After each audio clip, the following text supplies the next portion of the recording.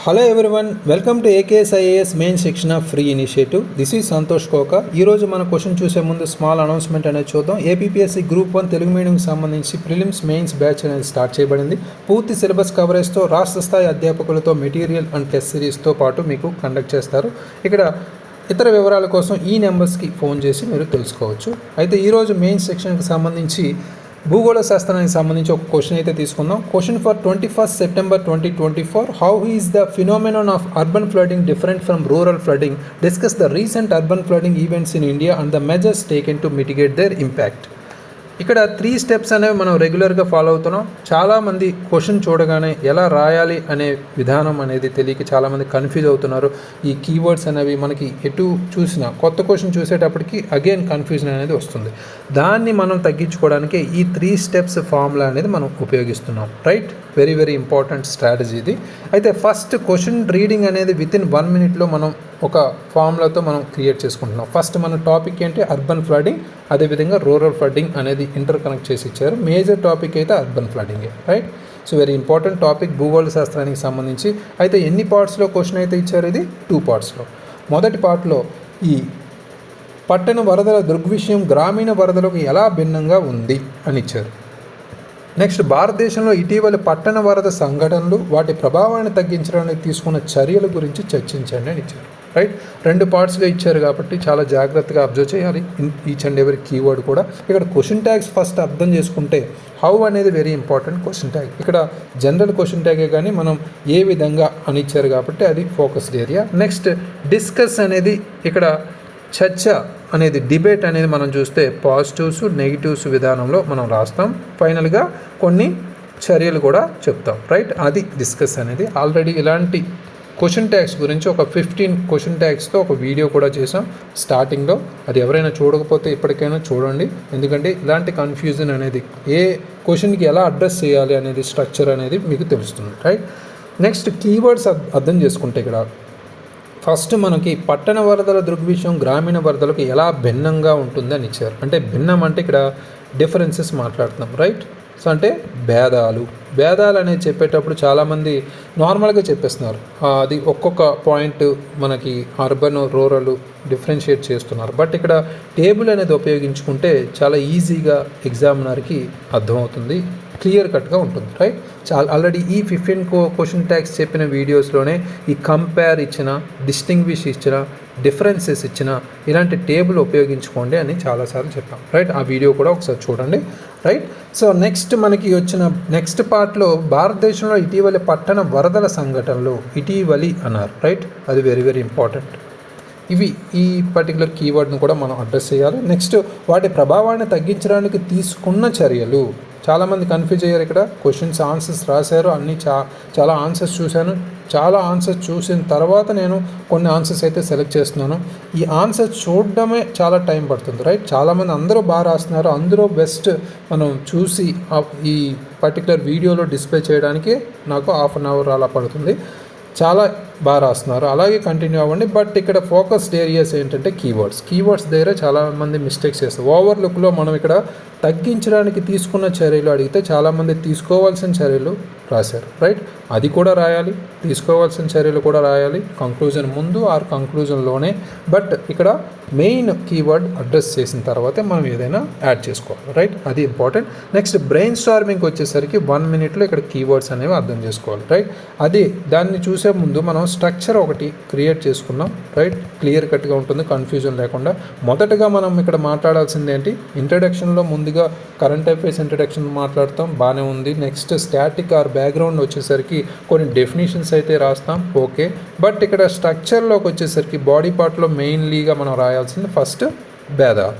Right, భేదాలు చెప్పేస్తాం direct. Next మనకి రీసెంట్ ఇటీవలి సంఘటనలు. రైట్, అది మనం కంపల్సరీ క్వశ్చన్లో ఇచ్చిన విధంగానే ఆర్డర్ ఫాలో అవుతున్నాం. రైట్, నెక్స్ట్ తీసుకున్న చర్యలు. రైట్, ప్రభావాన్ని తగ్గించడానికి ఇప్పటి వరకు తీసుకున్న చర్యలు అని రాసాం. రైట్, నెక్స్ట్ మనం డైరెక్ట్గా తీసుకోవాల్సిన చర్యలు రాస్తామా? లేదు కదా. ఇప్పటికీ ఇన్ని చర్యలు తీసుకున్నప్పటికీ కొన్ని సవాళ్ళు అయితే మనకు ఉన్నాయి కదా, ఆ సవాళ్ళు ప్లస్ చర్యలు. రెండు కలిపి కూడా రాయొచ్చు. అంటే కొన్ని ఫర్ ఎగ్జాంపుల్ మనకి పబ్లిక్ అవేర్నెస్ లేదా ప్రజా అవగాహన లేకపోవచ్చు, లేదా మౌలిక సదుపాయాలు లేకపోవచ్చు. వీటిని ఒకే పాయింట్లో మనం క్లియర్ కట్గా చెప్పచ్చు, రైట్? సో ఇలా మనం క్రియేట్ చేసుకుని మన స్పేస్కి తగ్గట్టు మనకి ఫైనల్గా ముగింపు రాస్తాం, రైట్? సో ఈ స్ట్రక్చర్ అనేది మనం ఈ క్వశ్చన్కి ఇలా డివైడ్ చేసుకున్నాం, రైట్? చాలామంది చేసే మిస్టేక్ ఏంటంటే మనకి ప్రాపర్గా ఎంతో కంటెంట్ ఉండొచ్చు, ఆ కంటెంట్ మీరు ఎంత ఉన్నా ఇక్కడ 2 to 3 పేజెస్లో 200 వర్డ్సే ఎవరైనా రాయాలి, రైట్? ఎంత బాగా చదివిన వాళ్ళైనా ఎంత కంటెంట్ ఉన్నా మనకి ఇక్కడ మేజర్గా కావాల్సింది 2 to 3 పేజెస్లో మీరు 200 వర్డ్స్ ఎంత రాస్తేనే అంత, రైట్? సో ఇక్కడ మేజర్గా ఈ స్ట్రక్చర్ ఫెయిల్ అయితే మీరు ఆల్మోస్ట్ మార్క్స్ కోల్పోయినట్టే, రైట్? అందుకనే ఫస్ట్ స్టార్టింగ్ ఒక్క 2 minutes మనం వేస్ట్ అయినా ఈ పర్టికులర్ ఎక్సర్సైజ్ అనేది చెయ్యండి. తప్పకుండా మీకు ఇది ఎగ్జామినేషన్ ఓవరాల్ 15 క్వశ్చన్స్ మనం రాసేటప్పుడు చాలా యూజ్ అవుతుంది. తక్కువ టైంలో ఎక్కువ క్వశ్చన్స్ రాసే అవకాశం ఉంటుంది, రైట్? సో అయితే ఇక్కడ బ్రెయిన్ స్టార్మింగ్కి వచ్చేసరికి ఒక్క నిమిషంలో మనకున్న ఇంపార్టెంట్ కీవర్డ్స్ ఈ టాపిక్ సంబంధించి అన్నీ అడ్రస్ చేస్తాం, రైట్? రీకాల్ చేసుకుంటాం ఏవైతే ఉన్నాయో అవి. ముందుగా రిపోర్ట్స్ అనేవి మనం నివేదికలు నార్మల్గా చూసుకుంటే నివేదికలు మనకి ముఖ్యంగా వరల్డ్ బ్యాంక్ రిపోర్ట్ అనేవి మనం ఇంక్లూడ్ చేసుకోవచ్చు, మినిస్ట్రీ ఆఫ్ ఎన్విరాన్మెంట్ సంబంధించి ఇంక్లూడ్ చేసుకోవచ్చు, మనకి నేషనల్ డిజాస్టర్ మేనేజ్మెంట్ అథారిటీ సంబంధించి కొన్ని ఇన్ఫర్మేషన్ అయితే ఉంది, సెంట్రల్ వాటర్ కమిషన్ నివేదిక కూడా ఇచ్చింది. మనకి ఇక్కడ వాతావరణ మార్పుల గురించి కూడా మాట్లాడతాం కాబట్టి కంపల్సరీ మనకి ఐపీసీసీ 6th అసెస్మెంట్ రిపోర్ట్ అనేది ఉంది రీసెంట్గా. ఇలాంటివన్నీ మనం లింక్ చేసుకుంటాం. అదేవిధంగా మనకి కొన్ని ప్లాన్స్ అండ్ ప్రోగ్రామ్స్ అనేవి కూడా ప్రణాళికలు కార్యక్రమాలు కూడా ఉన్నాయి. అవి జాతీయ పరంగా కావచ్చు, రాష్ట్రీయ పరంగా కావచ్చు, అవి మనం ఇంక్లూడ్ చేసుకుంటాం. ఫర్ ఎగ్జాంపుల్ ఇక్కడ మనకి నేషనల్ అర్బన్ ఫ్లడింగ్ ప్రోగ్రామ్ అనేది ఉంది రీసెంట్గా. అదేవిధంగా స్మార్ట్ సిటీస్ ప్రోగ్రామ్ లేదా స్మార్ట్ సిటీస్ మిషన్ అంటాం, రైట్? Very very important. అదేవిధంగా మనకి అమృత్ లాంటి పురా లాంటి స్కీమ్స్ కూడా మనకు ఉన్నాయి, రైట్? సో నెక్స్ట్ మనకి ఇందాక చెప్పినట్టు ఎన్డీఎంఏ కూడా మనకి ఎప్పుడైతే విపత్తులు సంభవిస్తాయో అప్పుడు కొన్ని గైడ్లైన్స్తో మనకి నేషనల్ డిజాస్టర్ మేనేజ్మెంట్ అథారిటీకి సంబంధించి కూడా మనకి ఇంపార్టెంటే. ఇవే కాకుండా స్టేట్ లెవెల్లో ఇంకా ఇనిషియేటివ్స్ ఏవైతే ఉన్నాయో వాటిని కూడా మనం లింక్ చేసుకోవచ్చు, రైట్? రీసెంట్గా ఫ్లడ్స్ వచ్చినప్పుడు కొన్ని రాష్ట్రాలు ఏ విధమైన కార్యక్రమాలు ఫాలో అవుతున్నాయి అనేది కూడా మనం చెప్పచ్చు, రైట్? అదేవిధంగా కొన్ని ఎగ్జాంపుల్స్ మనకి చాలా అవసరం. ఇక్కడ ఉదాహరణలు కొన్ని సిటీస్ రీసెంట్గా మనం ఢిల్లీలో చూసాం, రైట్? ఢిల్లీలో వచ్చిన సడన్ వరదలు రావడం వల్ల మన సివిల్ సర్వీసెస్ యాస్పిరెంట్స్ కూడా ప్రాణాలు కోల్పోవడం అనేది కూడా చూసాం. ఆ పర్టికులర్ ఇష్యూని మనం ఇంట్రడక్షన్లోనే లింక్ చేసుకోవచ్చు, లేదా మనకి రీసెంట్గా ఏపీలో విజయవాడకు సంబంధించి లింక్ చేసుకోవచ్చు, లేదా చెన్నై, బెంగళూరు, కేరళ ఎక్సెట్రా ఇలాంటివన్నీ మనం లింక్ చేసుకోవచ్చు. ఎగ్జాంపుల్స్ అనేవి మనం కంపల్సరీ మేజర్గా ఇంక్లూడ్ చేసుకుంటాం. ఇవన్నీ పక్కన పెడితే మనకి లక్ష్యాన్ని అనుగుణంగా ఫైనల్గా కంక్లూజన్కి సంబంధించి ఎప్పుడు ఉపయోగించే సస్టైనబుల్ డెవలప్మెంట్ గోల్స్లో భాగంగా 11th గోల్ ఏంటది? Smart cities, sustainable cities and communities, అంటే సుస్థిర నగరాలు మరియు సంఘాలు అనేది మనం రీసెంట్గా చాలా క్వశ్చన్స్లో ఇంక్లూడ్ చేసుకున్నాం, రైట్? అదే ఇక్కడ లింక్ చేసుకోవచ్చు, రైట్?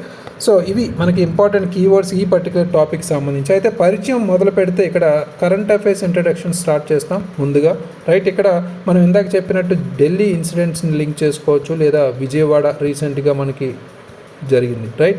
ఈ 2 ఇన్సిడెంట్స్లో ఏదైనా మీ ఇష్టం, రైట్? సింపుల్గా 2 to 3 సెంటెన్సెస్లో రాయొచ్చు.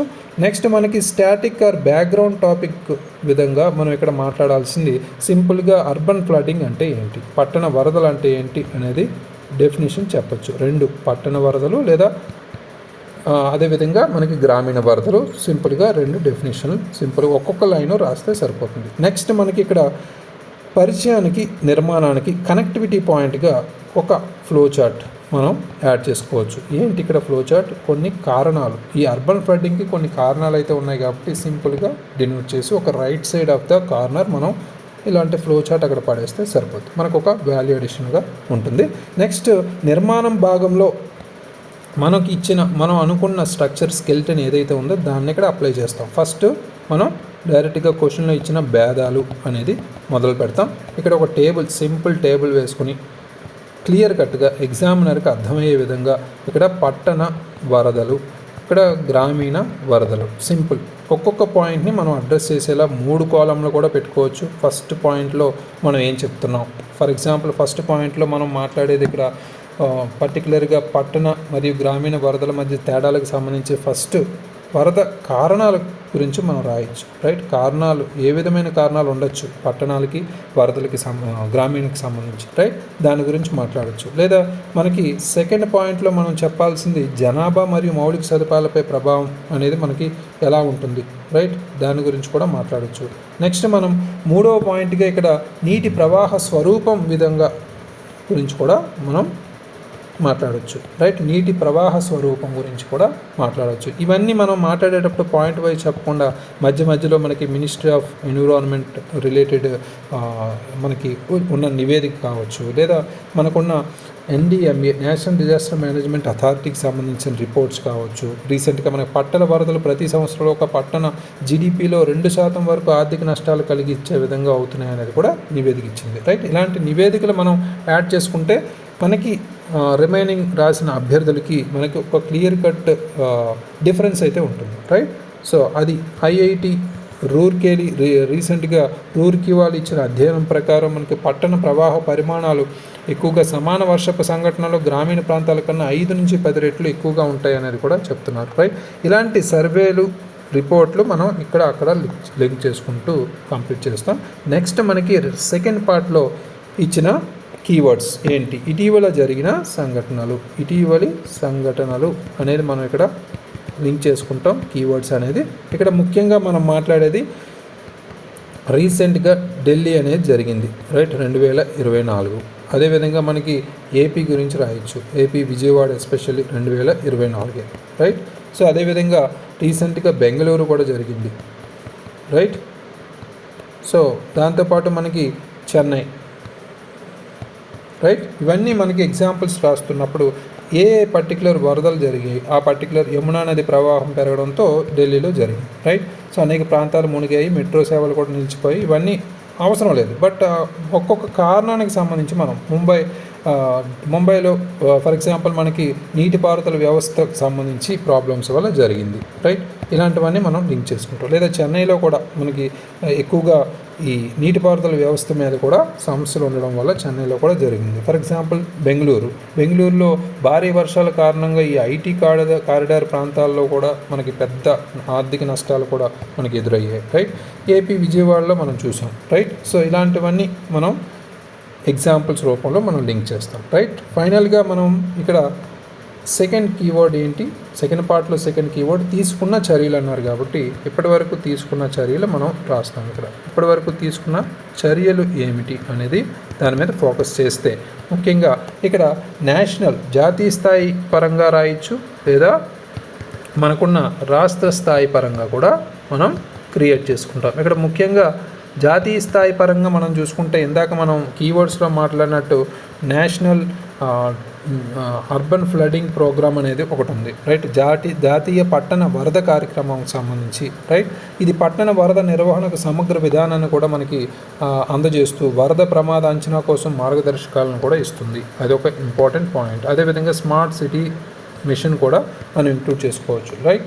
ఇది నిజ సమయ వరద పర్యవేక్షణ మరియు ముందస్తు హెచ్చరిక వ్యవస్థల్లో సాంకేతిక పరిజ్ఞానాన్ని కూడా అవలంబించాలని సూచించింది కూడా, రైట్. అదేవిధంగా మనకి అమృత్ కావచ్చు, రైట్. అది కూడా Atal mission for rejuvenation and urban transformation అనేది కూడా పట్టణ మౌలిక సదుపాయాలను ముఖ్యంగా తుఫాను నీటిపారుదల వ్యవస్థలను మెరుగుపరచడంపై దృష్టి పెట్టే విధంగా ఇది ముందుకు తీసుకెళ్తుంది. అదేవిధంగా మనకున్న నేషనల్ డిజాస్టర్ మేనేజ్మెంట్ అథారిటీ కూడా ఈ వరదలపై సమగ్ర మార్గదర్శకాలను జారీ చేసింది. అదేవిధంగా వరద ప్రమాద అంచనా మరియు నిర్వహణ కోసం ఒక చట్టాన్ని కూడా తీసుకొచ్చింది, రైట్. ఇది కూడా మనకి ఎగ్జాంపుల్. అదేవిధంగా రాష్ట్ర స్థాయి మనం కొన్ని ఎగ్జాంపుల్స్ కార్యక్రమాలు చూసుకుంటే ముంబైలో ముఖ్యంగా రీసెంట్గా మనం ముంబైలో చూసుకుంటే Brihan Mumbai smart water disposal system అనేది రీసెంట్గా చూసాం, రైట్. అది ఆ ప్రాజెక్ట్ మనం గురించి చెప్పుకోవచ్చు. Brihan very important. అదేవిధంగా చెన్నైలో చూసుకుంటే ఫ్లో అనేది కూడా తీసుకొచ్చారు. ఫ్లో అంటే ఇక్కడ చెన్నై ఫ్లడ్ వార్నింగ్ సిస్టమ్గా సంక్షిప్త రూపంగా చెప్పుకోవచ్చు. ఇది వరద హెచ్చరిక సంస్థలకు సంబంధించి ముందుగా బాగా ఉపయోగపడింది. అదేవిధంగా కోల్కతా ఎన్విరాన్మెంట్ ఇంప్రూవ్మెంట్ ప్రాజెక్ట్ అనేది కూడా తీసుకొచ్చారు. మురుగునీటి పారుదల వ్యవస్థను మెరుగుపరచడం లేదా కొత్త పంపింగ్ స్టేషన్లు ఏర్పాటు చేయడం లాంటివి కూడా తీసుకొచ్చారు. అదేవిధంగా మనకి బెంగళూరు సరస్సులు మరియు నీటి వనరులను పునరుజ్జీవింప చేయడం కూడా అదొక ఇంపార్టెంట్. లేదా అహ్మదాబాద్కి సంబంధించి కూడా సబర్మతి రివర్ ఫ్రంట్ అభివృద్ధి కూడా మనకి ఇక్కడ చేస్తున్నారు. రైట్, ఇలాంటి ఎగ్జాంపుల్స్ అనేవి మనం లింక్ చేసుకుంటాం. రైట్, ఈ రాష్ట్ర స్థాయి జాతీయ స్థాయి ఎప్పుడైతే మనం రాసామో క్లియర్ కట్గా మనకి అభ్యర్థికి మొత్తం ఇన్ఫర్మేషన్ అంతా తెలుసు అనేది ఇక్కడ తెలుస్తుంది. Right, very important. నెక్స్ట్ మనకి ఇక్కడ ఫైనల్గా ఆల్రెడీ అన్ని అడ్రస్ చేసేసాం, బట్ కంక్లూజన్ ముందు మనం చేయాల్సింది సవాళ్ళు ప్లస్ తీసుకోవాల్సిన చర్యలు లేదా అవసరమైన చర్యలు. రైట్, ఇవి రెండు కలిపి రాయొచ్చు, అసలు ఇక్కడ రాయకుండా కంక్లూజన్లోనే మనం లింక్ చేసి రాయొచ్చు, నో ప్రాబ్లం. ఇక్కడ మనం ఆన్సర్ని ఆర్గనైజ్ చేయడం అనేది తెలియాలి, అదొక ఆర్ట్. ఇక్కడ ఆన్సర్ రైటింగ్లో చాలామంది చేసే మిస్టేక్స్ ఏంటంటే మనకి ఎన్ని రాయాలంటే అన్ని రాసేయడమే. రైట్, ఇక్కడ ఎన్ని పేజెస్ ఉన్నాయి, అదేవిధంగా ఎంత వర్డ్ లిమిట్ ఉంది అనేది చాలామంది అబ్జర్వ్ చేయట్లేదు. మనకి 2 to 3 పేజెస్ అదేవిధంగా 200 వర్డ్స్ మాత్రమే ఉంది. సో ఈ పర్టికులర్ టైం లిమిట్ కూడా ఉంటుంది కాబట్టి ఈ వర్డ్ లిమిట్ అదేవిధంగా పేజ్ లిమిట్ చూసుకుంటూ మనం కంప్లీట్ చేయాలి. రైట్, ఇక్కడ మనకి స్పేస్ లేకపోతే కంపల్సరీ ఈ అవాయిడ్ చేయండి. సవాళ్ళు అవసరమైన చర్యలు అవాయిడ్ చేయడం అంటే పూర్తిగా రాయొద్దు అని కాదు, ఇది ముగింపులో మనం కనెక్ట్ చేసి రాసేయచ్చు. రైట్, సింపుల్గా ముగింపులో కనెక్ట్ చేసి రాసేయచ్చు, టైం లేకపోయినా స్పేస్ లేకపోయినా గుర్తుపెట్టుకోండి. రైట్, సవాళ్ళకు వచ్చేసరికి ఇక్కడ మనకి డ్రైనేజీ వ్యవస్థల మీదే మనం ఇందాక నుంచి చూసాం. రైట్, ముంబై కావచ్చు అదేవిధంగా చెన్నై కావచ్చు, ఇవి ఎగ్జాంపుల్స్గా మనం చెప్పచ్చు. రైట్, అది మేజర్గా ఇంపార్టెంట్.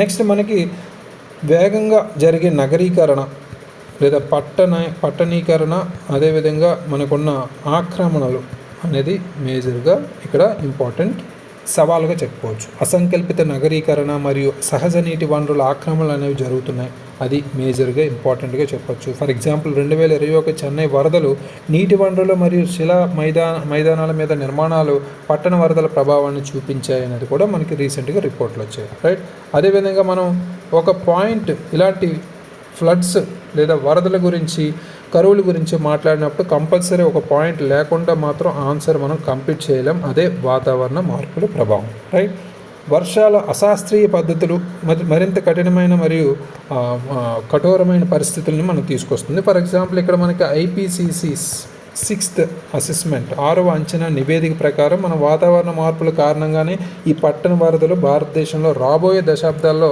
10 నుంచి 20% వరకు పెరుగుతాయి అనేది కూడా అంచనా వేశారు. ఇది కూడా మేజర్ ఇంపార్టెంట్ పాయింట్. ఇవి సవాలుగా మనం తీసుకోవచ్చు. అదేవిధంగా అవసరమైన చర్యలకు వచ్చేసరికి మనం ఇక్కడ సహజ నీటి వనరుల పునరుద్ధరణ అనేది మనకి చాలా ఇంపార్టెంట్. రైట్, మనం ఫస్ట్ నుంచి చూసిన సవాళ్ళు లేదా సమస్యలకు సంబంధించి మేజర్ లేని ఫర్ ఎగ్జాంపుల్ బెంగళూరులోని సరస్సు పునరుజ్జీవన ప్రాజెక్టులు పట్టణ వరదలను తగ్గించడంలో విజయం సాధించింది కాబట్టి ఇది మనం ఎగ్జాంపుల్గా తీసుకుని రిమైనింగ్ పట్టణాల్లో మనం ఇలాంటివి స్టార్ట్ చేయాలి. రైట్, నెక్స్ట్ వాతావరణ అనుకూల లేదా వాతావరణ స్థితిస్థాపక పట్టణ ప్రణాళిక అనేది మనకి చాలా ఇంపార్టెంట్. పట్టణాలు ఒక ప్రణాళికతో మనం దాన్ని ఫ్రేమ్ చేయాలి కాబట్టి వాతావరణ స్థితిస్థాపక పట్టణ ప్రణాళిక అనేది చాలా అవసరం. ఎందుకంటే వాతావరణ ప్రమాద అంచనాలను చేర్చడం అదేవిధంగా మనకున్న పచ్చని పైకప్పులను సృష్టించడం లేదా హరిత పైకప్పులు కావచ్చు, వర్షపు నీటి సేకరణ మౌలిక సదుపాయాలను మెరుగుపరచడం, ఇవన్నీ చాలా ఇంపార్టెంట్. రైట్, నెక్స్ట్ మనకి ఇంపార్టెంట్గా చెప్పుకునేది ముందస్తు హెచ్చరిక వ్యవస్థలను మెరుగుపరచడం, అర్లీ వార్నింగ్ సిస్టమ్స్ కావచ్చు, అదేవిధంగా మనకున్న ఇన్వెస్ట్మెంట్స్ పెట్టుబడులు కావచ్చు, ఇవి మనకి చాలా ఇంపార్టెంట్. రైట్, సాంకేతిక పరిజ్ఞానం మీద మనం కంపల్సరీ ఫోకస్ చేయాల్సిన అవసరం అయితే ఉంది అనేది ఇక్కడ మనం చెప్తాం. రైట్, ఫైనల్గా మనం ముగింపుకు వచ్చేసరికి 1 నుంచి 1.5 భవిష్యత్తును ఉద్దేశించి ఒక ముగింపు అనేది భవిష్యత్తు కోసం మన పైన ఇవ్వబడిన సజెషన్స్ చర్యలు అవలంబిస్తే పట్టణ మౌలిక సదుపాయాల పునరుద్ధరణకు సమగ్ర పట్టణ ప్రణాళిక మరియు వాతావరణ మార్పుల ప్రభావాలను ఆమోదించే విధానాలు కీలకంగా మారుతాయని చెప్పచ్చు. మనం ఫైనల్గా SDG ఇందాక అనుకున్నట్టు SDG 11 అనేది మనం ఇక్కడ కనెక్ట్ చేయొచ్చు. ఏంటిది? సుస్థిర నగరాలు మరియు సంఘాలు. Right, very very important. ఈ పర్టికులర్ లక్ష్యాన్ని మనం ఇక్కడ కనెక్ట్ చేయొచ్చు. అర్బన్ ఫ్లడింగ్ గురించి మాట్లాడుతున్నాం కాబట్టి రైట్. ఇది పర్ఫెక్ట్ స్ట్రక్చర్ ఇక్కడ ఈ పర్టికులర్ క్వశ్చన్కి. అయితే ఈరోజు రాసిన 2 ఆన్సర్స్ మనం ఇక్కడ తీసుకుందాం, ఎందుకంటే చాలామంది ఆన్సర్స్ రాశారు, అందులో డిఫరెంట్ అప్రోచెస్ అనేవి మనం ఇక్కడ చూద్దాం రైట్. ఇది సాయి ఉమా రాశారు. ఇక్కడ ఇటీవల తెలంగాణలో మున్నేరు నది వరదలు, ఆంధ్రప్రదేశ్లో బుడమేరు నది వరదలు, తెలంగాణలో ఖమ్మం, మహబూబ్ నగర్, ఆంధ్రాలో విజయవాడ నగరాన్ని అతలాకుతలం చేసి తీవ్ర ఆస్తి ప్రాణ నష్టాన్ని కలిగించాయనేది కూడా చెప్తున్నారు right. Very good. So good current affairs introduction. ఈ పర్టికులర్ ఫినోమినాన్లో మనకి ఏ టాపిక్ ఇచ్చినా కరెంట్ అఫైర్స్ నుంచి తీసుకొస్తే ఆటోమేటిక్గా ఒక ఇంపాక్ట్ అనేది ఉంటుంది. నెక్స్ట్ వరదలు అంటే దానికి సంబంధించి నివేదిక సంబంధించి 12% భూమి వరద ప్రభావిత ప్రాంతంగా ఉంది, కానీ ఇటీవల వాతావరణ మార్పులు తీవ్రతను చేస్తున్నాయనేది కూడా చెప్పారు. అదేవిధంగా కొంత ఇన్ఫర్మేషన్ అయితే వరదలకు సంబంధించి ఇక్కడ లింక్ చేసుకున్నారు. అదేవిధంగా ఒక ఇంపార్టెంట్ రివర్స్ సంబంధించి లింక్ చేసుకుంటూ ఒక మ్యాప్, అంటే జోగ్రఫీకి సంబంధించి ఒక డయాగ్రామ్ లేదా మ్యాప్ లేకుండా కంపల్సరీ ఆన్సర్ మనం కంప్లీట్ చేయలేం, అది గుర్తుపెట్టుకోండి. నెక్స్ట్ పట్టణ వరదల దృగ్విషయం గ్రామీణ వరదలకు ఎలా భిన్నం, అంటే తేడాలు ఇక్కడ మాట్లాడుతున్నారు. అక్రమ కట్టడాల గురించి మాట్లాడుకున్నారు, ఇంకుడు గుంతలు నిర్మించకపోవడం, ఇవన్నీ మనకి ఎక్కువగా పర్యావరణ హితంగా లేకపోవడం అనేది కారణంగా చెప్తున్నారు. అదే గ్రామాల్లో నదీ తీరాన నదిలోని ఇసుకను తోడేయడం అనేది జరుగుతుంది. వ్యవసాయ అభివృద్ధి కోసం కూడా చెట్లు నరికేయడం, సుస్థిర వ్యవసాయం చేపట్టకపోవడం లాంటి కారణాలుగా ఉన్నాయి. పట్టణాల్లో వరదల వల్ల తీవ్ర ఆస్తి ప్రాణ నష్టం కూడా జరుగుతుంది అనేది కూడా చెప్తున్నారు. Very good. భారతదేశంలో ఇటీవల పట్టణ వరదల సంఘటనలు ఏవైతే ఉన్నాయో అవి చెప్తున్నారు. తెలంగాణలో హైదరాబాద్లో వరదలు, అదేవిధంగా మహారాష్ట్ర ముంబైలో వరదలు, ఢిల్లీలో యమునా నది వల్ల, తమిళనాడులో చెన్నై నగరంలో వరదలు, ఉత్తరాఖండ్లో వరదలు, కేరళలో వరదలు. Very good. సో అయితే ఇక్కడ రీసెంట్వి కూడా మనం ఇంక్లూడ్ చేసుకోవాల్సి ఉంటుంది, 2023 కాకుండా. ఓకే. సో అందులో ముఖ్యంగా ఢిల్లీ గురించి చెప్పచ్చు, అదేవిధంగా మనకి విజయవాడ ఇంపార్టెంట్గా చెప్పచ్చు, బెంగళూరు కూడా రైట్. సో వాటి ప్రభావాన్ని తగ్గించడానికి తీసుకున్న చర్యల గురించి చెప్తున్నారు. Very good. Flow, continuity according to other demand of the question. ఇంకుడు గుంతల నిర్మాణం, అక్రమ కట్టడాలు కూల్చివేతకు హైడ్రాని ఏర్పాటు చేసింది అనేది రీసెంట్గా మనకి ఇంపార్టెంట్ ఇష్యూ. Very good. మురుగునీటి నిర్వహణ, ప్లాస్టిక్ వ్యర్థాలను లాంటివి ఢిల్లీ ప్రభుత్వం వారు. అదేవిధంగా మనకున్న నదీ తీరం వెంబడి కరకట్ట నిర్మాణానికి సంబంధించి కూడా చర్యలు. విపత్తు నిర్వహణ కింద మనకి ఎన్డీఆర్ఎఫ్, ఎస్డీఆర్ఎఫ్ సంఖ్యను పెంచడం, లాంటి సాంకేతికను కూడా ఉపయోగించుకోవడం అనేది కూడా చెప్తున్నారు. Very good. లోపాలు వచ్చేసరికి అధిక జనాభా వలసల వల్ల అక్రమ కట్టడాలు పెరుగుతున్నాయని, జనాభాకు తగిన మౌలిక సదుపాయాల కొరత కూడా ఉందని, బడ్జెట్లో నిధులు, ప్రజా అవగాహన లేకపోవడం, అధిక కాలుష్యం అనేవి లోపాలు. Very good. సూచనలకు వచ్చేసరికి వరదలను తగ్గించడానికి మౌలిక సదుపాయాల కల్పన, బడ్జెట్లో నిధులు పెంచడం, same point. Very good. So అదేవిధంగా కాలుష్య తీవ్రతను, ప్రజలకు వరదలపై అవగాహన. Very good. పేదలపై, బడుగు వర్గాలపై వరదల ప్రభావం తీవ్రంగా ఉంటుంది, కావున వరదలు తగ్గించడం ప్రభుత్వాల బాధ్యత. ఇందులో ప్రజా భాగస్వామ్యం. Very good. ప్రైవేట్ రంగ భాగస్వామ్యంతో SDG 11 గుడ్ కనెక్షన్, సాధన దిశగా ముందుకు వెళ్ళచ్చు రైట్. SDG 11 అనేది వదిలేయకండి, SDG 11 అని బ్రాకెట్లో పెడితే మనం క్లియర్ కట్గా ఎగ్జామినర్కి మనకి ఇండికేట్ చేస్తున్నట్టు రైట్. ఏంటిది? సుస్థిర నగరాలు అండ్ సంఘాలు రైట్. Very important. సో ఇది మెయిన్ ఇంపార్టెంట్. ఓవరాల్గా ఈ ఆన్సర్లో మనకి అన్నీ అడ్రస్ చేశారు. ఇక్కడ సింపుల్గా డెఫినేషన్స్ ఇచ్చిన ఇంకా నిర్వచనాలు ఇస్తే ఇంకా బెటర్గా ఉంటుంది, క్లియర్ కట్గా. అంటే ఈ ఇంత డీటెయిల్ ఇన్ఫర్మేషన్ అయితే రిపోర్ట్ అయితే బెటర్, గుడ్ రిపోర్ట్. సో అయితే మేజర్గా మ్యాప్ అయితే ఇంక్లూడ్ చేశారు. Very good. వాల్యూ ఎడిషన్, అదేవిధంగా కొన్ని ఇంపార్టెంట్ ఫ్యాక్ట్స్, అదేవిధంగా కొన్ని స్కీమ్స్ అయితే మనకి ఇంపార్టెంట్గా ఇంక్లూడ్ చేసుకోవాలి. అంటే భారతదేశంలో ఇటీవల పట్టణ వరదల సంఘటనలు రాశారు, తీసుకున్న చర్యల్లో భాగంగా మనం చాలా మిస్ అయ్యారు ఇక్కడ, అది చూసుకోండి, అది ఫోకస్ ఏరియా. మెయిన్గా రీసెంట్ తెలంగాణ ఇష్యూ రాశారు, బాగానే ఉంది. ఓన్లీ స్టేట్ వైజే కాదు, ఇక్కడ నేషనల్, జాతీయ పరంగా తీసుకున్నా కూడా లింక్ చేసుకోవాలి. అందులో ముఖ్యంగా మనకున్న నేషనల్ అర్బన్ ఫ్లడింగ్ ప్రోగ్రామ్ ఒకటి చాలా ఇంపార్టెంట్. అదేవిధంగా స్మార్ట్ సిటీస్ మిషన్ అనేది, ఎక్కువగా సిటీస్ గురించి మాట్లాడుతాం కాబట్టి అది ఇంపార్టెంటే.